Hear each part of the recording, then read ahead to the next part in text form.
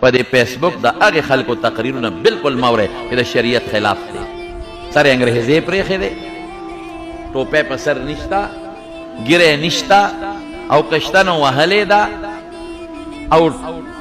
د شریعت خلاف لباس یې چولی دی او په بار ملکونو کې په امریکا او برطانیه کې ناست دی او ځان ته ډبل میکونه لګولي دي او خلک ګمراه کوي خلک تباه کوي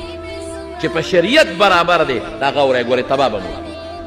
ګن به یې ګن ګورې د پیغمبر دشمن به یې د پیغمبر د ناموس دشمن به او تا ته به د قرآن او د سنت بیانوي او دوه څلور ټکي انګریزي به وایي په د انګریزۍ ته خلک چې انګریزي چا ووایي بس خلک وایي دا ډېر لوی شی دی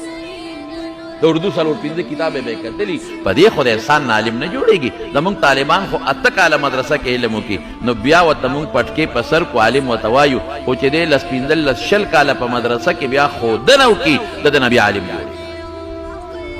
او تاسې ګیره دې خرایلې ده ظالمه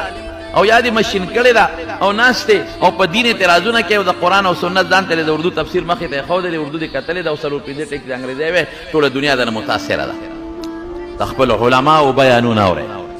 د صالحینو عالمانو چې تا ته عقیده بالکل معلومه ده چې دا د کمې عقیدې خاوند دی او د صحیح عقیدې خاوند دی نو د هغه بیان اوره د بل چا بیانونه مه اوره برباد به دې کېږي